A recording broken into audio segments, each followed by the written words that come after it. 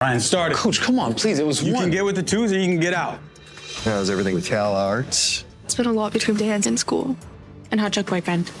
I thought being in the same city, we'd see each other more. Hey, look, I gotta get going. No, just one more It'll dance. take a lot of convincing. One more dance. Fine, I'll do it.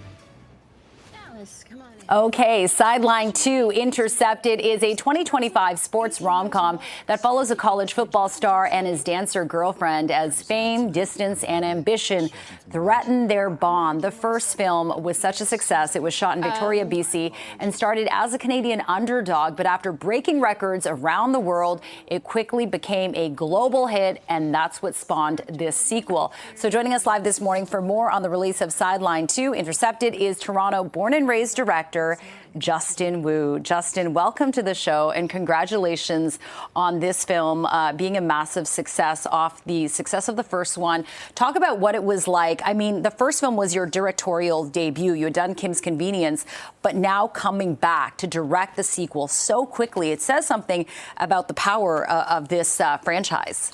Yeah, it's a dream come true. The first movie was actually based off a very successful book on Wattpad, and the second film was not based off a book, and we really had the freedom to explore these characters much deeper. And yeah, what a privilege it is to actually have the fans cry out, come out and turn up and ask for a sequel, and here we are. Oh my gosh, What an that is so opportunity. exciting. I mean, you're only 39 years old and you're already directing this successful movie. Wattpad is so successful in terms of just you really see the fanfare, and we've seen that with like Heated Rivalry. Yes. People love the book, it gets turned into a series, and wow, you have an enterprise. But James Van Der Beek is also a star in this film, along with some Canadian actors. Yes. What was it like working with him? Because of course he was the original quarterback in Varsity Blues, so therefore very strong football connection. Yeah, James was actually an early choice because and he was very fitting, exactly as he mentioned. He was a star quarterback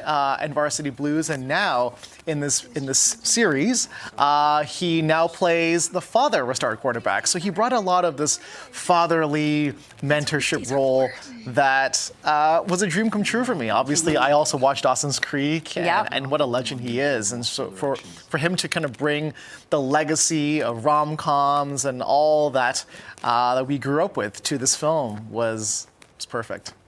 So I know that it's called Sideline, and this is dealing with football and dance and young people's dreams.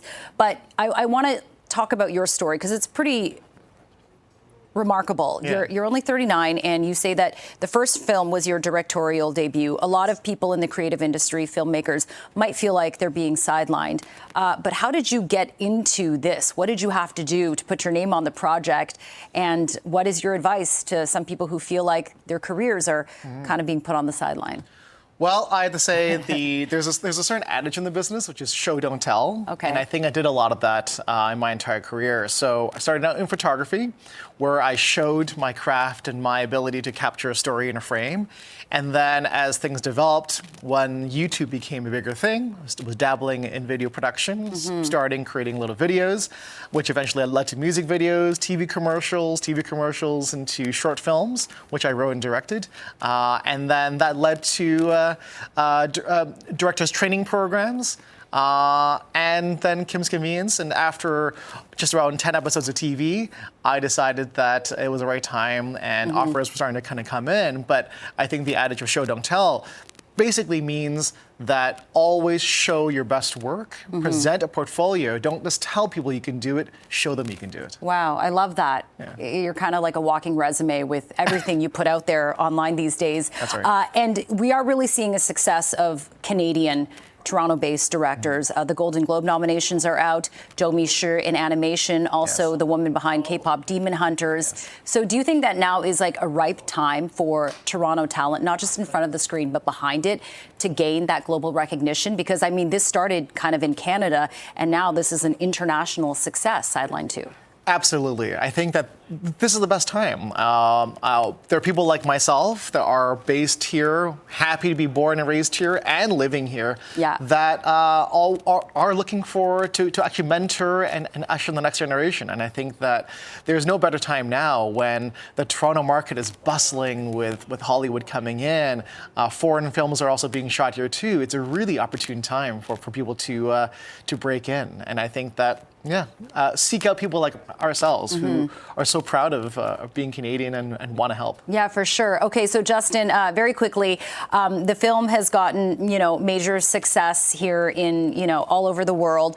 But is this kind of your springboard for going into more features now? Like this is your path?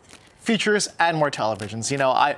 I'm motivated by telling good stories and try to uplift, at least with my brand of filmmaking, I really want to uplift others and make sure they're seen. And I think that the path forward is just to make more, find great stories out there and tell them to the world. Okay, well, listen, congratulations on, the Sideline series, and Sideline 2 was released on American Thanksgiving, so perfect time with football being religion there. That's right. People can watch it on Tubi, correct? That's right.